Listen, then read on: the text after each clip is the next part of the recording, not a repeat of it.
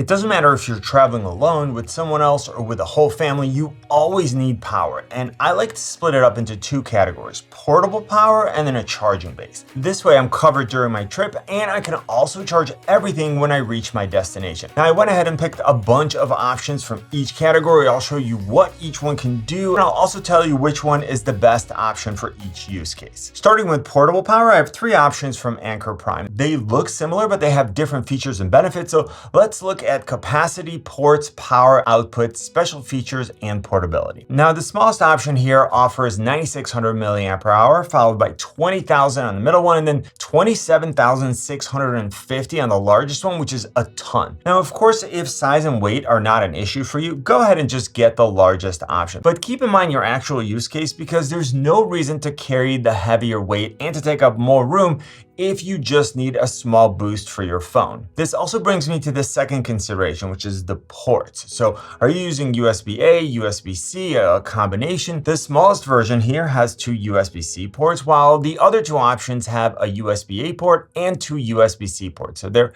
a bit more versatile. The next consideration is what type of power output do you need? With the smallest option, we're looking at a maximum output of 65 watts. So that could be from a single port, or it could be split between two ports if you're charging two devices at once. So then you're getting 45 watts from the USB-C 1 and then 20 watts from USB-C 2. And that's perfect for a phone, a smartwatch, or a tablet. Now the 20,000 milliampere hour option can output 200 watts with a maximum of 100 watts from each of the USB-C ports. So if you're charging a laptop or a device that can accept higher wattage, this will charge your device faster. You can also do 100 watts from the first USB-C port, 60 watts from the second, and then 40 watts from the USB-A port. Now finally, we have the biggest option here. Now we're looking at 140 watts max from either of the USB-C ports, then a maximum of 65 watts from the USB-A port. At 140 watts, we're giving something like the 16-inch MacBook Pro all the power that it can handle. You can also split that higher total output into various configurations if you're using 2 or 3 ports at a time. So now let's talk about some of the special features that each one of these offers, starting with what might be my favorite feature, and it's actually only available on the smallest option. You see, Anker built a foldable plug right into the power bank, so for a lot of people, this can be the only charging device that they need to bring with them, because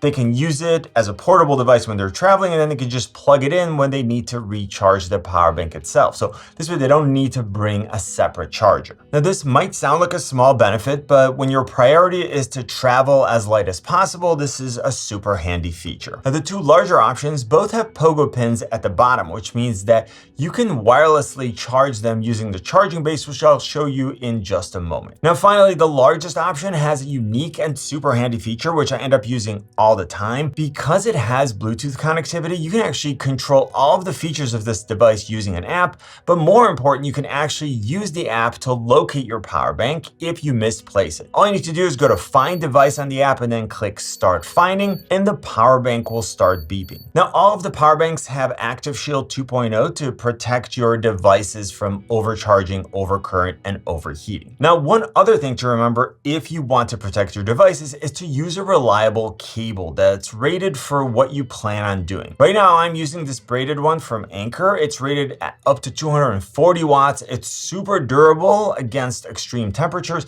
It's rated for up to 300,000 bends, so you don't need to worry about it fraying. And the exterior is made from 100% recycled post-consumer plastic, which is great. So here's how I would choose between these devices. If you value portability and you don't need a USB-A port, go ahead and get the 9600 milliampere hour version. And this way you also don't need to bring a charger with you for the power bank itself, although of course, if you wanted to, you can. If you have larger devices like laptops and you want faster charging and more than double the capacity, then go ahead and get the 20,000 milliampere hour version. And if you want the most capacity, the highest total output, the highest single port output, you don't mind the slight increase in size and weight, and you want that awesome Find Device feature, get yourself the big one, and I have links in the description to all of these options, plus a few more of my favorites. All right, so now let's say you've reached your destination, you're at some amazing beach resort, maybe you're in Europe making a quick trip to New York, or maybe you just want to set up a charging station at your house or your office because you have a lot of devices to charge. So let's go ahead and check out some great options. And I have to admit that at first I was thinking, why are there so many options? But then I started testing them and using them in different situations.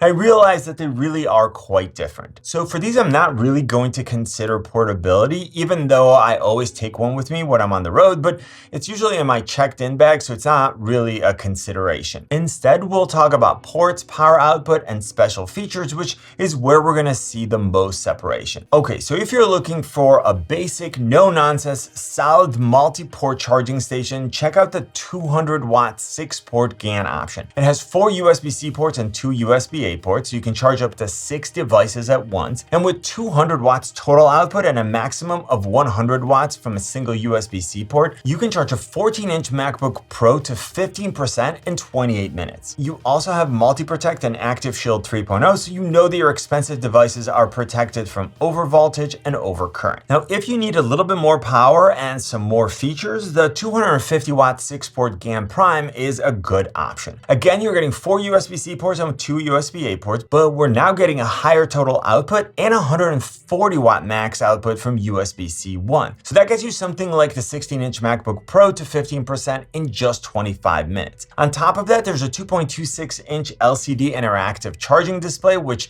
shows you charging status and speed. There's also a physical knob on the side, so you can easily take advantage of intelligent power management, which you can select between AI optimized power mode, a port portability mode, a dual laptop mode, or a low current mode. And you don't need to connect an app or use your phone. You can actually control everything from the charging station itself. Now, if you want more features, then you can use the app with Bluetooth. And if you want things like remote charging control and future updates, then you can even connect via Wi-Fi after registering for an account. Now, finally, you can actually use it as a clock and then select between multiple themes. Now, what if you need to charge a lot of devices, but you also need additional AC outlets? That's where the 8-in-1 240-watt Prime charging station comes into play. We're only getting 10 less watts of total output, but the same 140-watt maximum output from a single port. But on top of the 4 USB-C ports and the 2 USB-A ports, we're also getting 2 AC outlets. So you can power additional devices like a coffee machine, a heater, a humidifier, or even add additional chargers. Again, we're getting a smart display, app control via Bluetooth and Wi-Fi, the great protection that I already mentioned, and